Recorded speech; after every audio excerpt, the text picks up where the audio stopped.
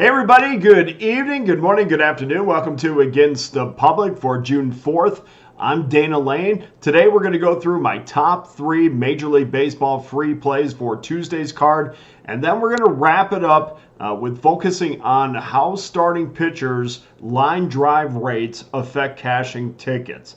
I'll explain that a little bit later. After the show, please go to Pickdawgz.com where I'll have my premium Major League Baseball plays locked and loaded. You can also jump on my single plays for tomorrow in addition to my Major League Baseball 3-pack for just $49.99. Of course, every single play and every 3-pack comes with our Pick Dawgz win guarantee that states you must profit or receive an immediate site credit for the purchase price. Also, there's only one way to get every play that I release for one low price, and that's simply to become an all-access member, and you can do that for the next 30 days for less than $11 a day, the next 90 days for less than $10 a day, and the next 365 days, guys, takes you all the way through football season.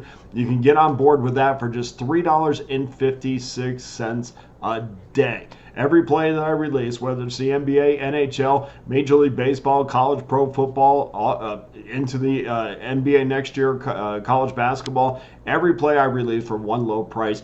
Get involved with that right now. And really good night again tonight, profitable night in Major League Baseball for everybody who joined me. Also, I wanted, before we go on, I want to tell you that I do have, if you go to Pick Dawgz right now, I do have an NBA Finals package loaded up. I have an NHL final package loaded up as well. You get every play that I release for one low price with those packages. And all access customers, we've been crushing books, and we're definitely back for more tonight. Here's an example of what we can do together and what we have done, especially in the NHL. All access customers, 55% winners over the last 7 days, and that's highlighted by an incredible 8-2 run in the National Hockey League over the last week, and 59% NHL winners over the last 30 days. So that gives you an idea of the consistency from day to day, especially on the ice. You guys know what we've done in the NBA, very consistent in the NBA. So make sure you jump on board. And Major League Baseball coming along nicely. Another profitable night last night. And of course, if you tailed all the free picks last night, the Angels just came through with a big plus money winner. So we were a perfect 3-0 with the free play. So congratulations to everybody who was on board with that. Okay, let's get to our free plays for Tuesday. 6:40 Eastern Time is our first game. 9:01, 9:02 is your rotation numbers. Milwaukee Brewers against the Philadelphia Phillies. And I also, before I go on, I wanted to address something again. And I've talked about this before, but it's important to. And I have to get these videos up fairly early.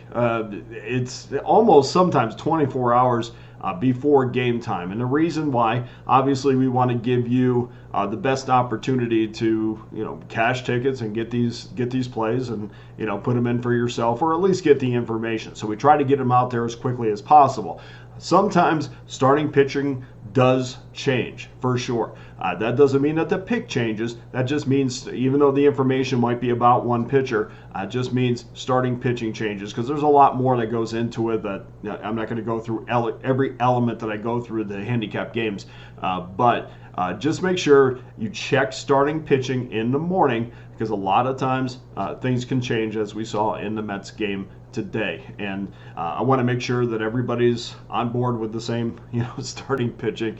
And of course, always alerted when the starting pitching changes, which I definitely appreciate. So keep on with that. Just wake up in the morning. Sometimes check your starting pitching. Sometimes it's different than what I give out, because my line service is giving out probables.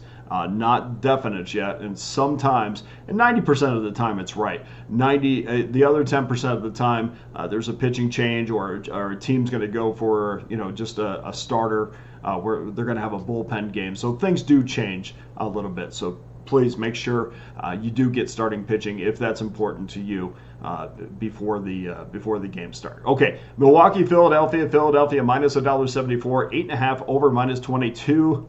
Colin Ray against Christopher Sanchez.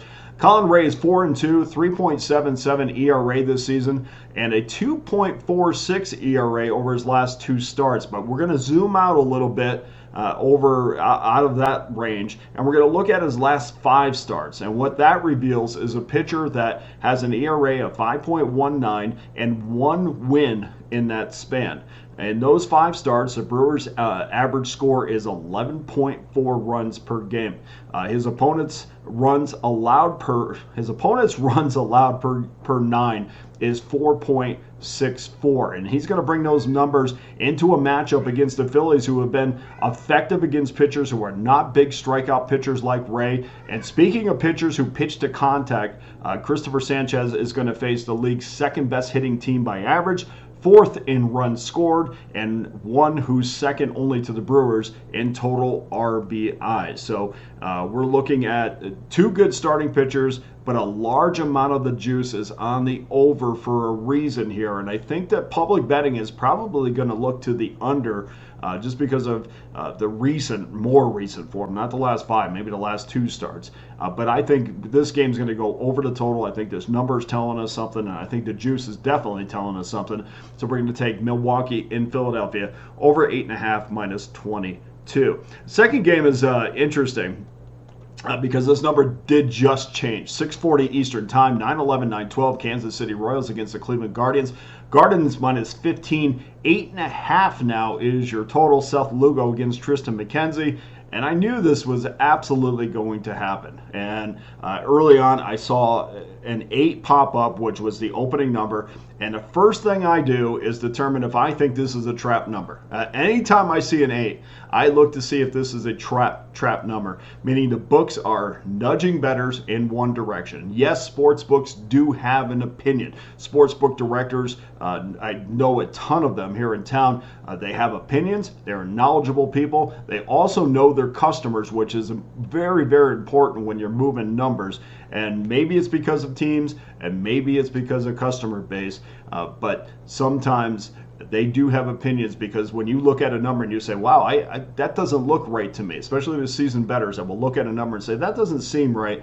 That's because they're trying to nudge you in a direction most times. Other times, believe me, it happens. There's just bad numbers out there, especially when we're talking about the National Hockey League. Just bad numbers out there. We have 2 teams that average just under 9 runs combined per game this season. The Guardians average 5 runs a game. And this number, I mean, people could look at this number and say, well, look at what they did last season. And just 2 of their last 10 games have cashed under tickets. But what happened back in July is very irresponsible to equate that to what's going to happen in June this year. Neither Lugo or McKenzie started in any of those games, so you can't really take anything from those. Tristan McKenzie has allowed 7 earned runs in his last 10 innings pitched, while allowing 11 hits in 6 walks. Lugo's been terrific. Games average just under 8 runs a game, but that was against teams like Oakland, that was against the Angels, that was against Toronto. Royals are 5th in runs scored, while the Guardians are 4th. We stare at an 8, now 8.5, because the public sees those numbers and says, we're going over the total. Thank goodness we got this number before the show. Now at 8.5, we're going to go under that 8.5 total. We're not falling for this trap number. And then game number 3, great win yesterday, 9:38 Eastern Time, 9:29, 9:30 is your rotation number. San Diego Padres against the Los Angeles Angels. Angels minus 16, 8.5 over minus 15. Adam Mazur against Patrick Sandoval. Betting patterns will be extremely interesting in this one. The Angels are the favorite in a game for just the 5th time this season. Of course, they won last night. They've lost 3 of 4 games that they have been favored in, and I suspect that the public is going to be on the Angels. I think they're going to be on Sandoval, especially after winning last night. But Sandoval is the bigger name. The guy's got a 5.34 ERA, 5.26 over his last 4 starts. And the reason why maybe money is going to come in on the Angels, or really the only reason why, Padres are scheduled to start Adam Mazur, who we talked about earlier, but he's going to make his first major league start of the season. My suggestion to you guys is to wait on this number. I think we're going to see Angel money come in. I think you're also going to potentially get some plus money here. If not, you're going to have to lay very little juice in this game, as we are already, but I think it might even go down just a little bit more. My suggestion is to wait, because once the public gets wind of Mazur's last outing at AAA against Round Rock, where he gave up 4 earned runs in 2 innings, you can bet this they are going to be all over the Angels. But again, guys, when you put your money down and you put your money behind a handicapper, you're not only paying for their time, but you're also paying for their experience. And I can't tell you how many times I've seen pitchers get called up from the Pacific Coast League, that especially after just getting absolutely smashed in the PCL, and they come up and they cash a ticket.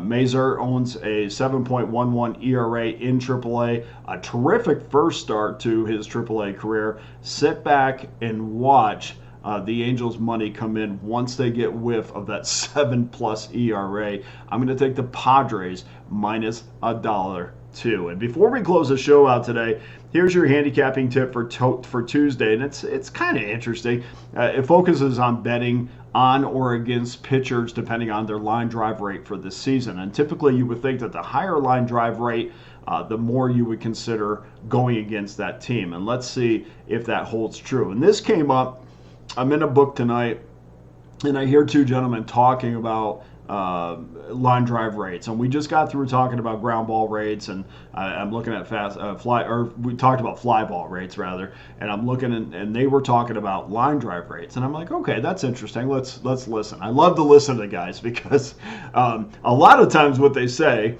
no offense, it's just inaccurate information, and I love to go back and kind of look at it, but it does give me a lot of ideas. So here's the numbers this season for pitchers' line drive rates. If their line drive rate is between 10 and 19%, meaning 10 to 19% of all balls put in play are line drives, and it's 3 categories. It's either fly ball, ground ball, or line drive. So that's how it's divided. 10 to 19%. Teams are 94 and 110, minus 22.09 units based upon a 1-unit wager. Now, we throw that out the window a little bit because even though you would think, wow, a low line drive rate, it doesn't produce very good numbers. Well, that's because most pitchers, most of that data, and we said it's 2024, most of that data is from early in the season when they've had 1 start, maybe 2 starts. So the data is skewed a little bit, and the reason why you don't see more wins than losses is simply because in their 2nd start or the 3rd start, that had not held true, and it certainly didn't hold true as they went into or their 2nd start after, because if they didn't pitch well in their 2nd start, obviously their 3rd start would not have produced a play that would fall between 10 and 19%. Hope you got that. Okay.